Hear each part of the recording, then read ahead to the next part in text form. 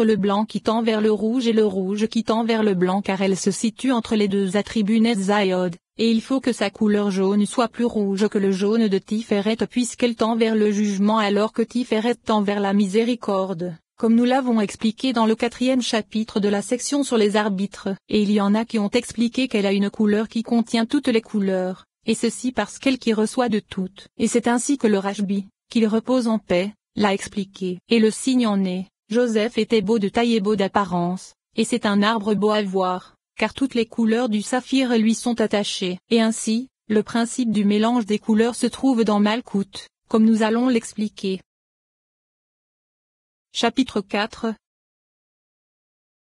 de la 10e qui est Malkout, il a été expliqué qu'elle contient toutes les couleurs, et ceci est exact car c'est elle qui accomplit les œuvres grâce à toutes les autres, et à certains endroits du Zohar c'est le noir qui a été attribué à cet attribut pour son manque de lumière, et cela se réfère au jour où elle est déficiente, car il est alors dit, ne me montrez pas du doigt parce que je suis noire, et elle se revêt parfois de la couleur Tekelet pour indiquer la puissance du jugement, et bien que ce sujet a déjà été dévoilé dans de nombreuses paroles que nous avons rapportées dans le chapitre précédent à propos de Géboura et de ses aspects, nous avons voulu le rappeler. Voici que les paroles du Rashbi, qu'il repose en paix, continue par cet enseignement dans la Parashat Teruma, et le Tekelet c'est le Tekelet des Tzitzit. Le Tekelet c'est le trône, secret des Tophilines du bras. Le Tekelet c'est le trône par lequel sont jugés les crimes, car il existe un trône par lequel sont jugés les litiges financiers et un trône par lequel sont jugés les crimes. C'est pourquoi toutes les couleurs sont convenables pour un rêve, sauf la couleur Tekelet car cela informe que l'âme,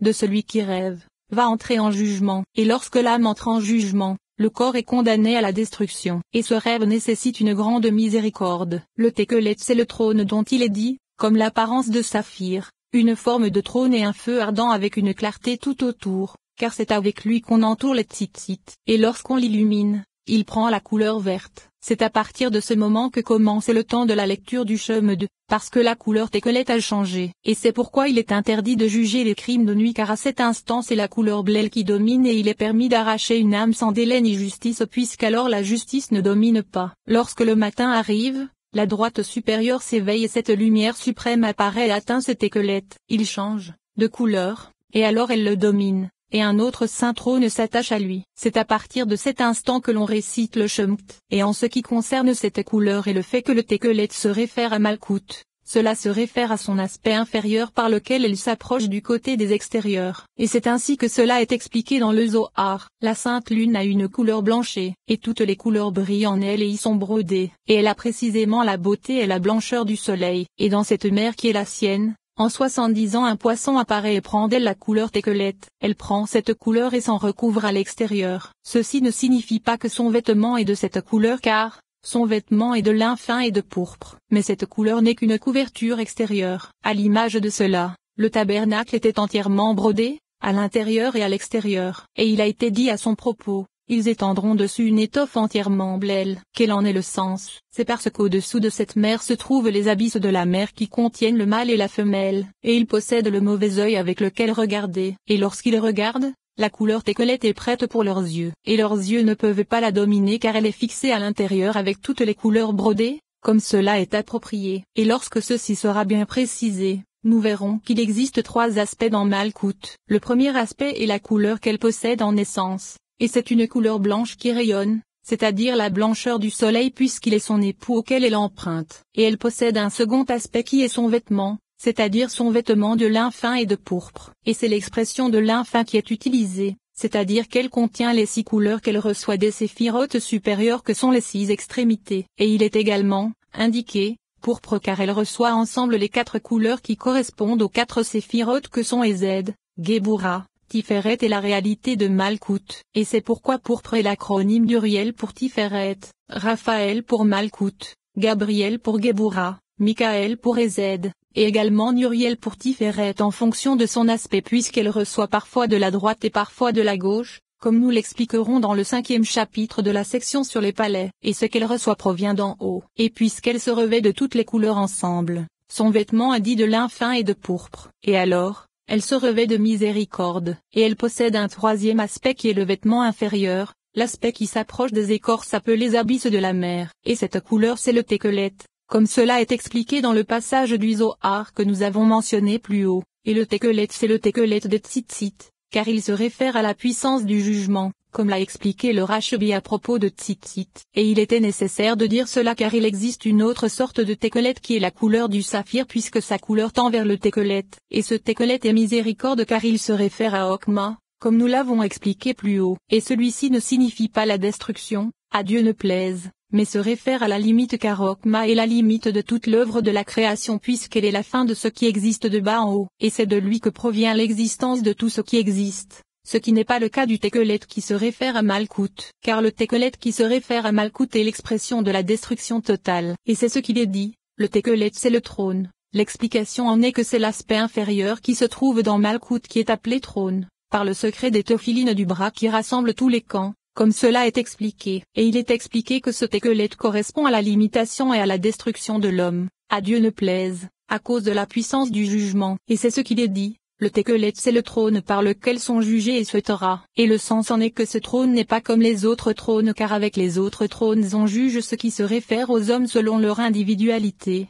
et ce sont les litiges financiers. Mais avec ce trône qui a la couleur du Tekelet, on juge les crimes. Et lorsqu'on l'illumine, il prend la couleur verte et ce Torah. La signification en est que le Tekelet est la couleur de l'onyx dans ce monde, et son nom est Azul. Le vert est semblable à celui de l'herbe. Et ce vert est composé de jaune safran ou jaune d'œuf et de Tekelet. Et en mélangeant les deux ensemble, la couleur du Tekelet se change en couleur verte. Et c'est pourquoi lorsque le matin pointe, que le soleil s'élève et que sa lumière qui est Tiferet, c'est-à-dire la couleur jaune comme nous l'avons expliqué plus haut, se mélange à la couleur Tekelet qui est Malkout par l'aspect des abysses de la mer. Car nous avons expliqué plus haut que c'est la couleur du Tekelet qui gouverne la nuit par le secret des écorces qui règnent sur la nuit jusqu'au début du lever du soleil. Alors le Tekelet devient vert, et c'est le sujet de la distinction entre le Tekelet et le vert, c'est-à-dire lorsque le jour commence et que la lumière du soleil augmente dans Malkout à tel point qu'elle adoucit la couleur du Tekelet qui se change en vert. Et alors, c'est le temps de la lecture du Shema,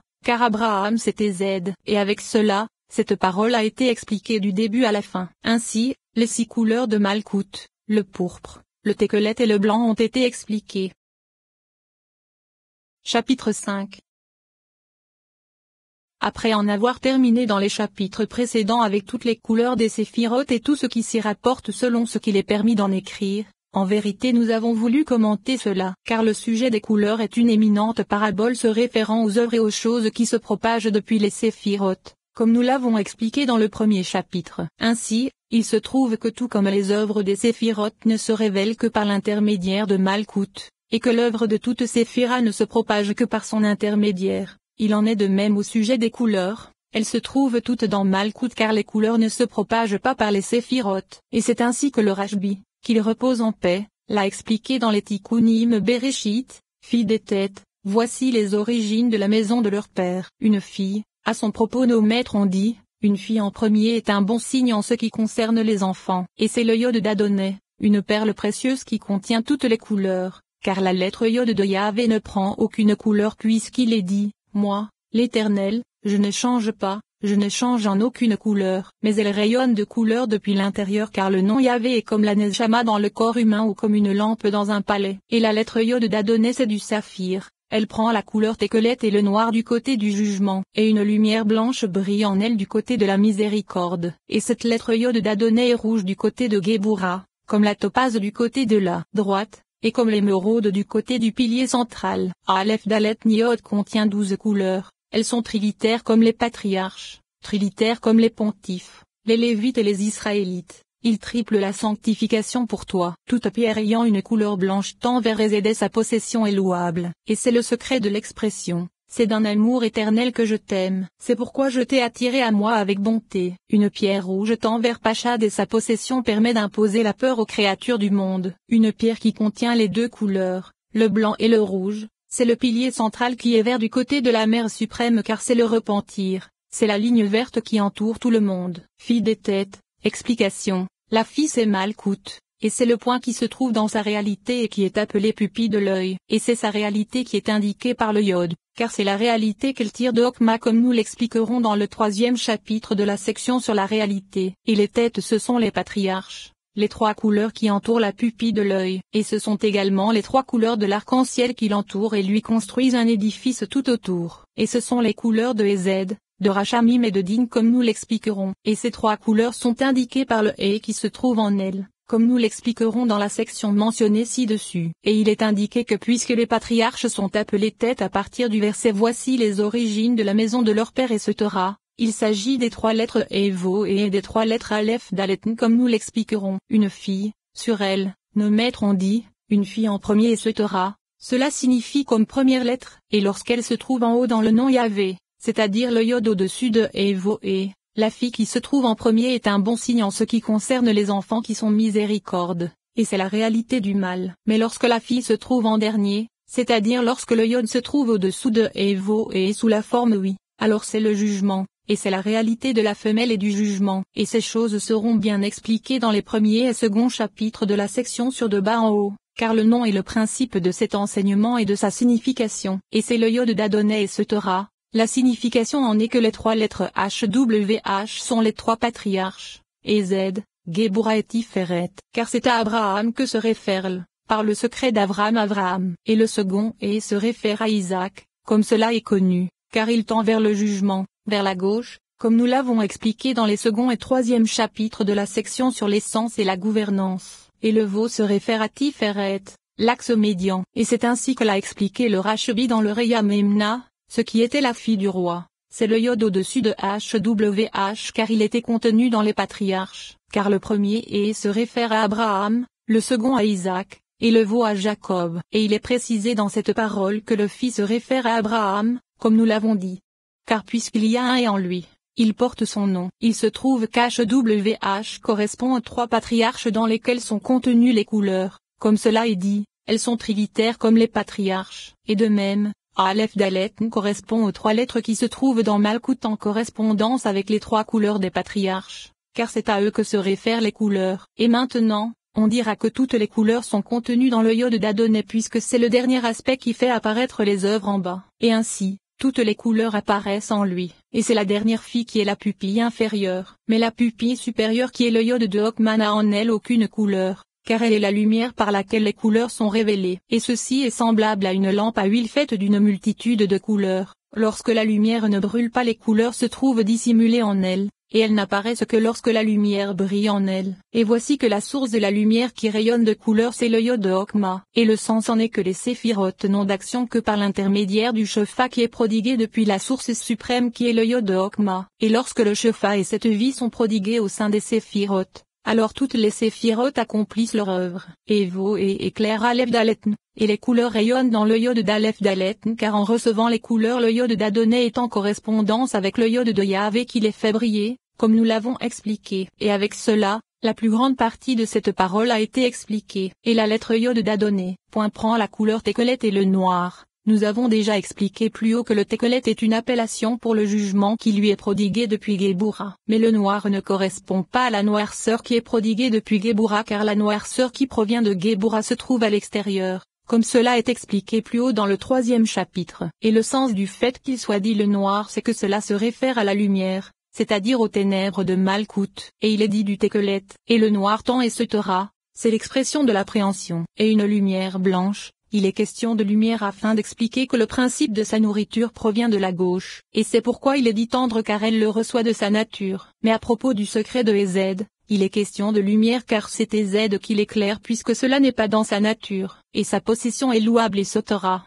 Il est indiqué que les couleurs proviennent de la force de leur possession, qui est vert du côté de Setera. Explication. Vert comme l'herbe, et il est indiqué que Bina est de couleur verte car elle est appelée ligne verte qui entoure le monde, et il est également indiqué qu'elle est appelée repentir, par le secret du retour des couleurs vers elle grâce au secret du jubilé. Et alors, elle entoure tout, et voit que les autres détails énoncés dans cette parole sont amplement expliqués dans le second tome du Sefer Oriakar. Et voici que de façon générale, il a été expliqué que puisque le principe des couleurs se réfère à Malkout, par le secret selon lequel elle reçoit les œuvres qui proviennent des attributs supérieurs, le principe de la gouvernance se fait par son intermédiaire, comme nous l'avons expliqué. Et grâce à cela, le sujet des couleurs appliquées aux séphirotes a été expliqué. Cependant, à propos de 12 couleurs des canaux, Certains commentateurs ont expliqué que la couleur de chaque canal dépend de la mesure de la couleur de la tribu à partir duquel le canal se propage. Par exemple, les canaux qui se propagent depuis Keter sont comme Keter,